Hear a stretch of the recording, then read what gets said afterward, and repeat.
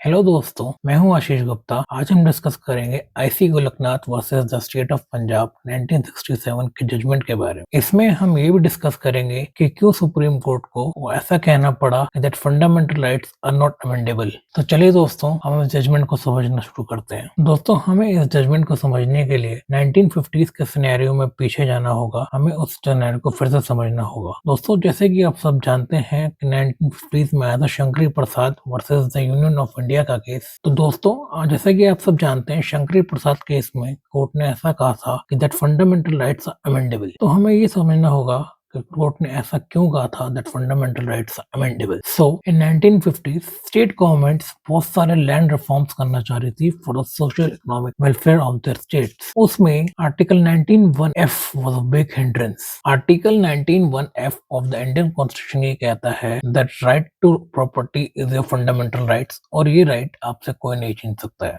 अब जब जब स्टेट को नई पॉलिसीज या फिर जब जब वो नए एक्ट लेके आना चाहती थी, जैसे कि लैंड रिफॉर्म एक्ट या फिर लैंड टेनेंसी पॉलिसीज, तब तब आर्टिकल 19(1)(f के थ्रू उन्हें चैलेंज किया जाता था। पर जब फर्स्ट अमेंडमेंट कर दी गई थी, तब ये कह दिया गया था कि आर्टिकल 1(f) एक और लिमिटेड राइट है, और उस चीज को भी ऑब्जेक्ट कर दिया गया था आर्टिकल 31A और article 31B of the Indian constitution के थ्रू। और साथ ही साथ ये भी कह दिया गया था कि देश हित में अगर सरकार को लगता है तो वो किसी भी प्रॉपर्टी को काय कर सकती है। दोस्तों, अब जब फाइनली कोर्ट को अप्रोच किया जाता है तो वहां पे दो बातें रखी जाती हैं, वहां पे दो बातों को चैलेंज किया जाता है। पहला, limitation of the article 19(1)(f of the constitution, और दूसरा शेड्यूल 9। यहाँ पे ये कहा जाता है, यहाँ पे ये कह दिया गया कि कोई भी लॉ अगर शेड्यूल 9 में डाल दिया गया तो उसे फिर दोबारा चैलेंज नहीं किया जा सकता। और शेड्यूल 9 में ज्यादातर लैंड रिफॉर्म्स एक्ट ही डाले गए,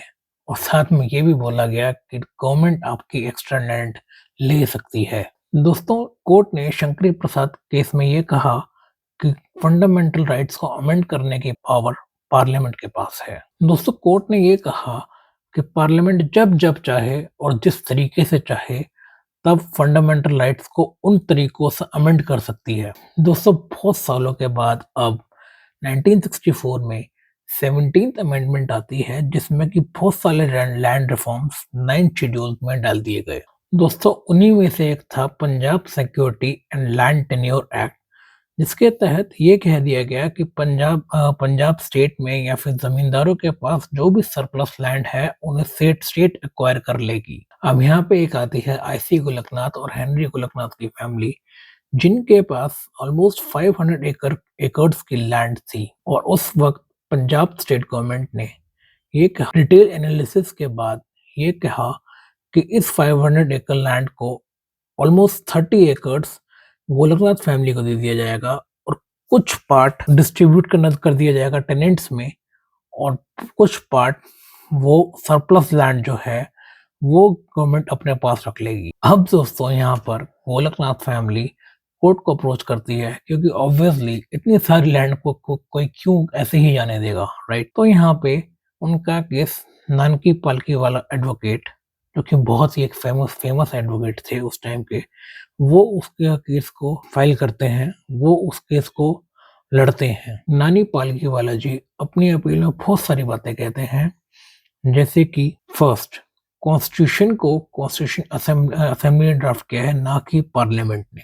दूसरा, constitution is permanent in nature and it can not be changed. तीसरा, अगर आपको कुछ चेंज करना भी है तो आपको कॉन्स्टिट्यूएंट असेंबली को बुलाना पड़ेगा, ना ही आप उसको ऐसे ही चेंज कर सकते हैं। और साथ ही साथ ये कहा गया कि अगर आप कॉन्स्टिट्यूशन को अमेंड करते भी हैं तो आपको उसको डॉक्ट्राइन ऑफ इम्प्लाइड लिमिटेशन के तहत अमेंड करना होगा।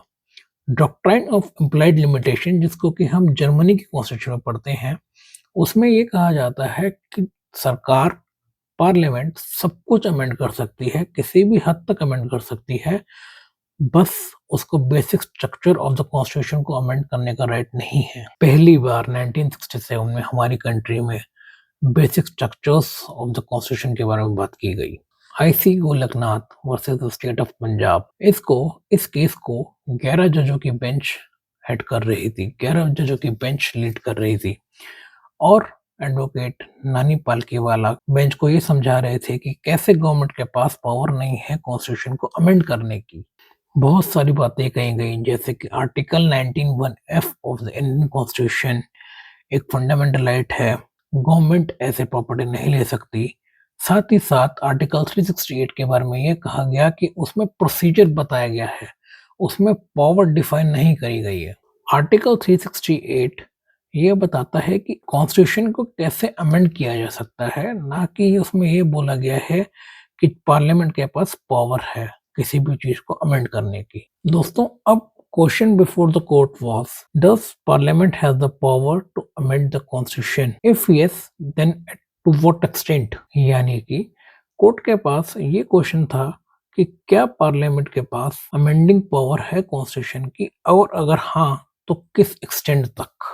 साथ ही साथ सुप्रीम कोर्ट के आगे ये क्वेश्चन भी अराइज हुआ कि क्या पार्लियामेंट राइट टू प्रॉपर्टी का राइट ले सकती है। दोस्तों, सुप्रीम कोर्ट ने कहा कि parliament can not amend the fundamental rights. दोस्तों, सुप्रीम कोर्ट ने पार्लियामेंट को कहा कि अगर आपको कॉन्स्टिट्यूशन को अमेंड करना भी है या फिर फंडामेंटल राइट्स को अमेंड करना भी है तो आपको कॉन्स्टिट्यूएंट असेंबली को बुलाना पड़ेगा। और दोस्तों, साथ ही साथ सुप्रीम कोर्ट ने ये कहा कि अगर आर्टिकल 368 के तहत कुछ भी अमेंड होता है तो हम उसको आर्टिकल 13 में लॉ मानेंगे, और अगर वो लॉ फंडामेंटल राइट्स को इंफ्रिंज कर रहा है तो हम उसे अलाउ नहीं करेंगे। दोस्तों, कोर्ट ने यहाँ पे फंडामेंटल राइट्स और नेचुरल राइट्स के बीच में एक समानता बताई।